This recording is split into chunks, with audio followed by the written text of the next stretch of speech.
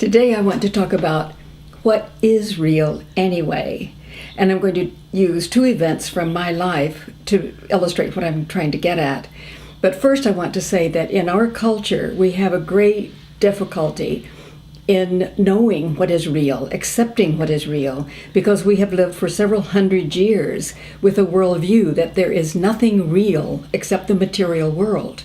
Today we know that isn't true. Science teaches us today that there's one energy. We could say the energy of the Big Bang expresses itself, manifests itself in billions of forms, both visible and non-visible. So we know that there is the invisible world and the visible world. As a matter of fact, about 96% of our universe is not visible. So the old saying that I'll believe it when I see it just won't work anymore, because there are many energies that we experience every day that we can't see. We experience electricity, for example. We can certainly feel it and we can see its effects, but we can't see the actual energy itself. And the same is true of love, an emotion that we can't see, but if we've ever experienced it, we know it's real.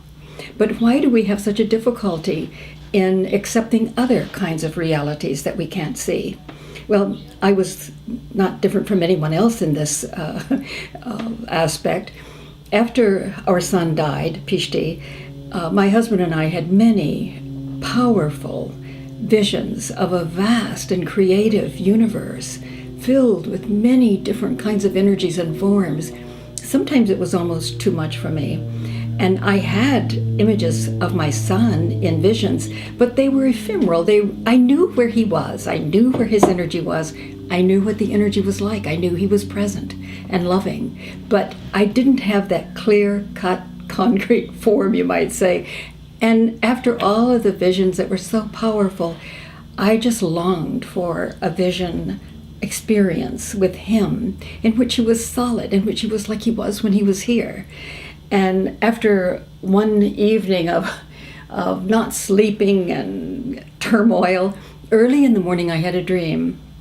And the dream was very powerful. It was really a visionary dream. I'm in the kitchen cooking breakfast, and Pishti has returned. And he walked in the kitchen, and he had his white Tibetan shirt on that he loves so much, and jeans, and dirty old Nikes. And so I looked at him and I said, "Pishti, I bought you new Nikes before you died. Why are you wearing those?" And he laughed and he said, "Am I not real enough?" And then we laughed about that, about my compulsion to see him in a real, what I was calling to myself a real form. Then we embraced each other. I expected him to just be space, empty space. But instead, he was solid. And I was empty space. His arms went right through me. And I had to laugh, really, because I realized that he had returned in my dream as an ancient bard to help me to ask the right questions. What is real anyway? I thought of myself as solid, as real, as material, and yet his hands went right through me. And I thought of him as being less real, and yet he was more solid. So that's exactly what can happen to us. The psyche will teach us, will lead us into getting at the essence of what we need to learn.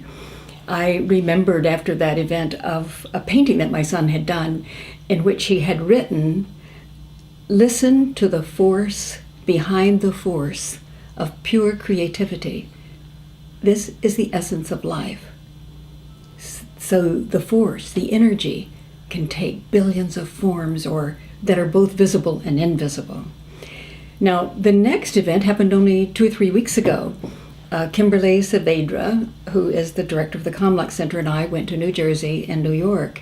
And all of you who receive the newsletter know that Kimberly has gone through breast cancer, and she's actually back to work and doing pretty well. But this was the week before she went back to work, and she had started on yet another medicine. But she seemed to be doing fine. We came back from New York one evening. We shared the same guest room. She was in the bed to my right, and so we talked for a while, and then we said goodnight. And just, it seems, as my eyes had closed, I felt a powerful energy just come from her and land on the floor to my left by the window, facing the window at first, but then turning around, because what I said was, "What are you doing?" Now, I didn't have one thought in my head about what was going on. There was no analysis at all. I just screamed out, "What are you doing?" Well, I must have awakened her enough that she said nothing. And I said, "But you just landed over here on the floor by my bed. You're standing over here." Well, she didn't respond to that. And so I thought, well, I'll wait till morning to discuss this with her. And for a while, it was, I had trouble with what it could mean, and yet it was communicating in and of itself what it was. It was her form. Strangely, she was dressed in a white dress, but from about the waist up, bandages were unfurling. Well, the subtle world communicates in symbols. I looked at it later as being quite clear. She is in the healing process, but she was in a very stressed condition that communicated very clearly. And here's another example of very real energies that are communicating in ways that we would not call materially real. But it was so real, I had no question about it. The next day we talked about it. And as a matter of fact, the next few days she was really quite sick.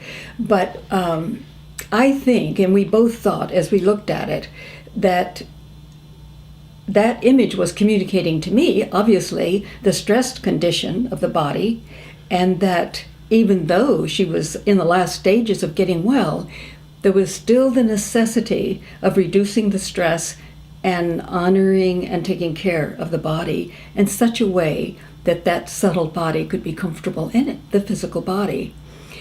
These two are just two, really, events that throughout my life, especially since my son's death, have helped me to be somewhat more aware and sensitive to the different ways energies communicate to us.